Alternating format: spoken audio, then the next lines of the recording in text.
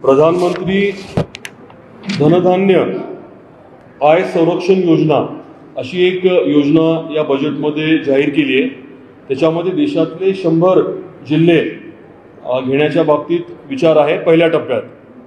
तर आम्ही आता भारतीय जनता पार्टी धाराशिव जिल्हा म्हणून आम्ही सर्वांनी एकत्रित ठरवले की या विषयाच्या बाबतीमध्ये आदरणीय मुख्यमंत्री महोदयांना विनंती करायची आणि आपला धाराशिव जिल्हा या योजनेमध्ये यावा अशा अनुषंगाने ठराव आम्ही सर्वांनी पारित केलाय आणि त्या अनुषंगाने आम्ही मुख्यमंत्री महोदयांना विनंती करणार आहोत।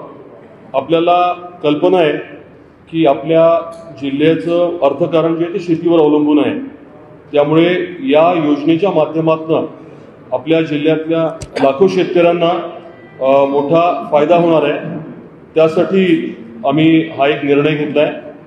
दुसरं आपल्याला सांगायचं होतं की या बजेटमध्ये उद्योग क्षेत्राच्या बाबतीत आपल्या केंद्र सरकारने खूप मोठा भर दिलाय।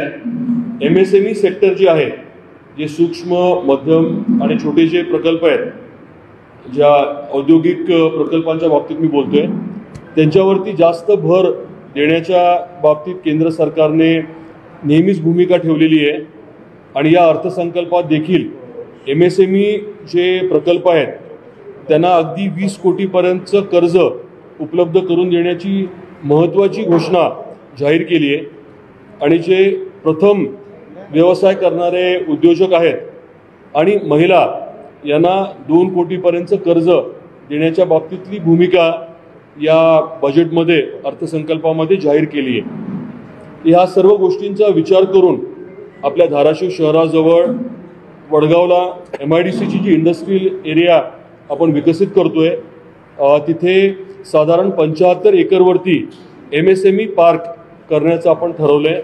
त्या बाबतीमध्ये उद्योजकांबरोबर 2-3 बैठका देखील झाल्यात आणि येणाऱ्या काळामध्ये या MSME पार्कच्या माध्यमातून आपल्या भागातल्या उद्योजकांना संधी तर मिळेलच आणि त्याचबरोबर केंद्र सरकारच्या या योजनांच्या माध्यमातून त्यांना मोठं आर्थिक पाठबळ मिळणार आहे।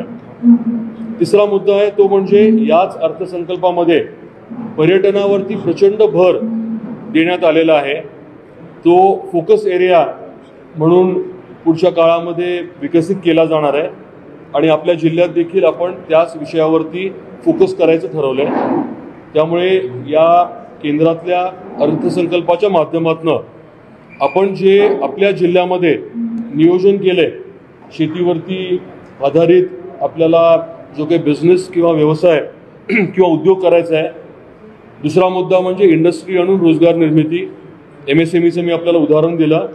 आणि तिसरा मुद्दा जो आहे तो पर्यटन टुरिझमच्या माध्यमातून आर्थिक विकास आणि रोजगार निर्मिती। तर आपल्याला अनेक पूरक गोष्टी आपल्या जिल्ह्याला, आपल्या जिल्हावासियांसाठी अनेक पूरक अशा गोष्टी झालेल्या आहेत। या बजेटच्या माध्यमातून, धोरणाच्या माध्यमातून आपल्याला देखील पाठबळ मिळणार आहे। या विषयांच्या साठी म्हणून केंद्र सरकारचे मी आभार व्यक्त करतो।